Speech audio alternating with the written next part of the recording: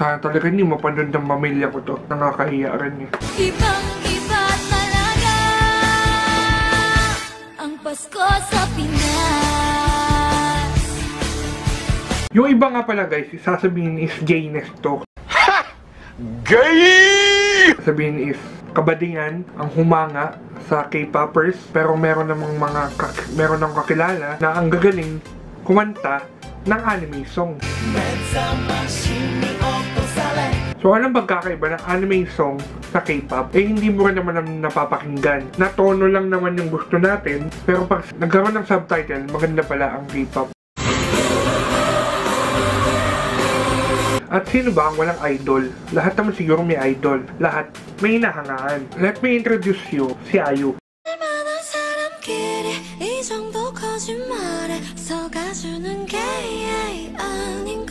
Kung paano siya nakita at kung paano siya nakilala.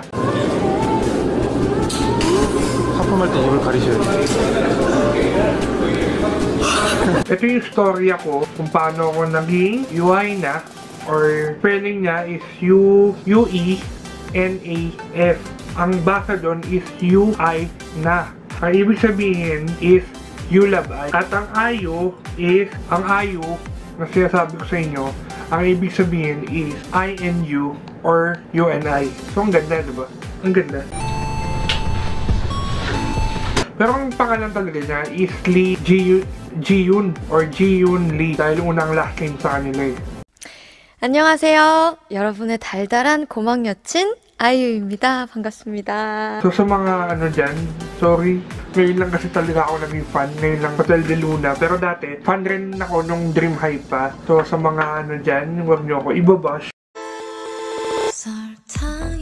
Pero alam nyo ba na isa sa pinakamayayaman na Korean artist sa Korea? Siyempre, Korean artist sa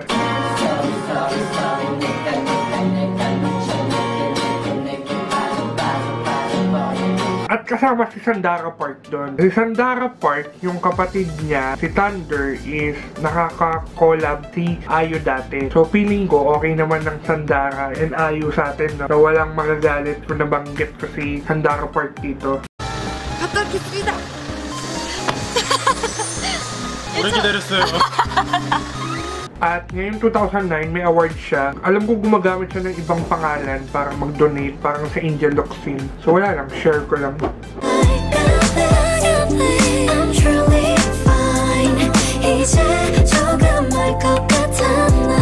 Pero kung mga solid fan talaga hinahanap nyo guys, sali kayo sa IU Philippines. Doon ako kasali ngayon sa mga fan dyan ni IU. Sa IU Philippines kayo sumali dahil more on lalaki yung nandun. Hindi, lalaki at babae. Pero yung mga lalaki, katulad namin, na pure lalaki talaga, is nagpapaka-fan talaga doon. Saka walang judgment.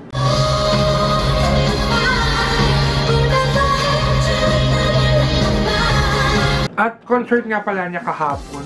So kaya nilabas ko to. Sakit yung nakapanood. Pero at least timbahay tayo at abang-abang tayo sa ibang YouTube video.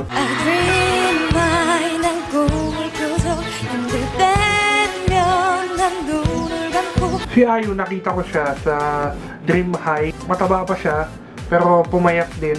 Pero alam ko talaga is nagpataba talaga siya dun para sa role na yun. Saka hindi siya kagandahan talaga dati. Aminin man natin. O, diba wallpaper ko pa. Saka hindi ko alam na kumakanta siya. Dahil hindi mo nang masyado fan ng Dream High talaga dati. Fan ako ni Susie. Siya yung maganda dati.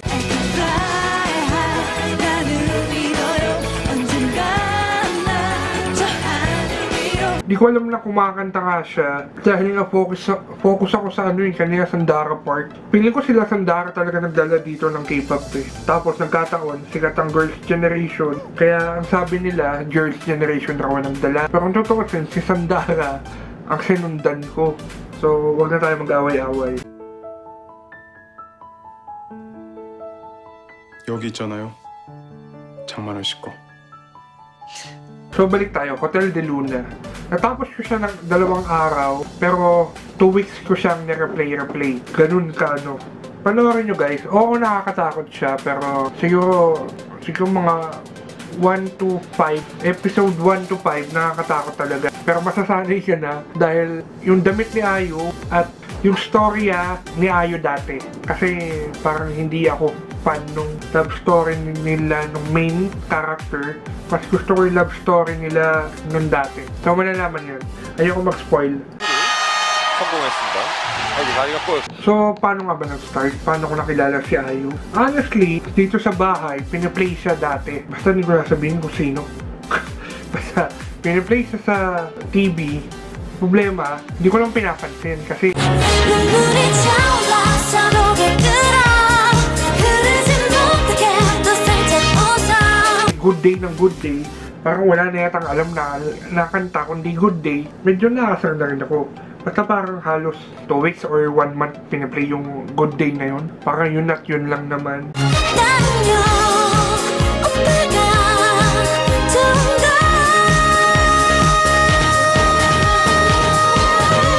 어떡해 At hindi ko pa alam kung bakit siya naging fan. Ewan ko.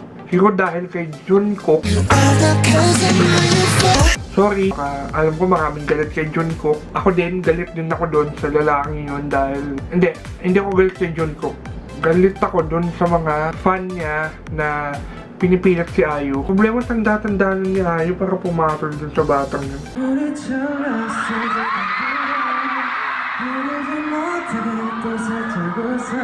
Saka, hello, ang gulo ng...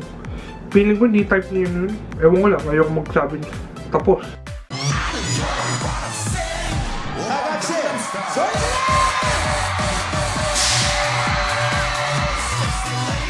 So yun nga, nalaman ko, tapos napart ko yung Hotel de Luna, tapos yun na, nagpa-play na ako araw-araw dito. Dito lang sa kwarto, kasi hindi mo pwede ilabas yung pagka-fan mo sa labas dahil i-judge ka talaga dito. Lalo ang laki ko eh. G-I-U-F-RU-MI Natanong bakit nga ba si Ayu ang napili ko? Si Ayu guys is nag-debut ng 2018. Pero since 2018 guys, pero pangit ang kanta niya. Pati naman siya, alam niya yun. 몰아치는 바람은 변한 구름도 못하게 해 Pangit ang kanta niya. Nag-audition siya sa JYP dahil sa GOD. 이제 브로마이드 이런 거를 찾아가지고 Basta masyado nang malalim yun. 어땠을까 내가 그때 널 어땠을까 잡았더라면 어땠을까 너와 나 지금보다 행복했을까. Hindi siya natanggap dahil bata siya.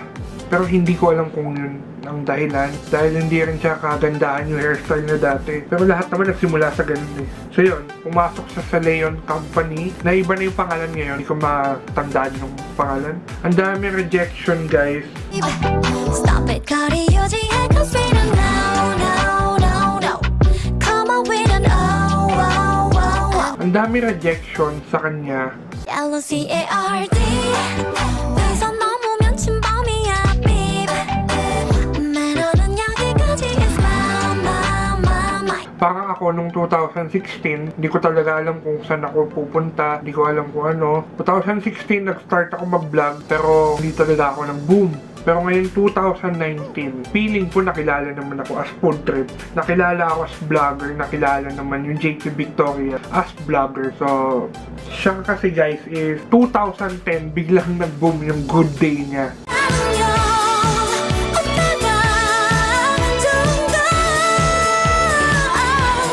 Saka yung 3 notes, 3 high notes. I'm in my dreams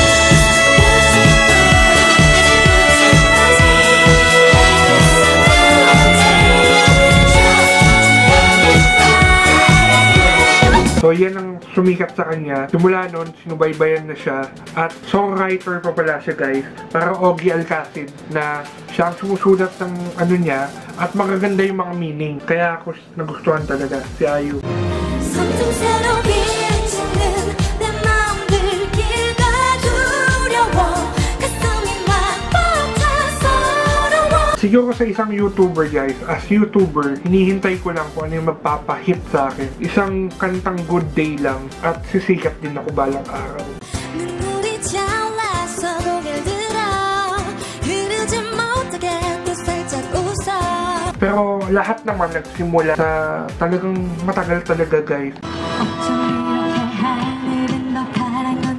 Even Kong TV, Will Dassaby, Alodia lalo. Alam ko, ang tagal niyang binash talaga dati dahil maputi lang siya, tapos mukhang tanga nagsusuot ng damit ng anime. Na ngayon, alam ng cosplay. Pero dati wala talaga nakakaalam.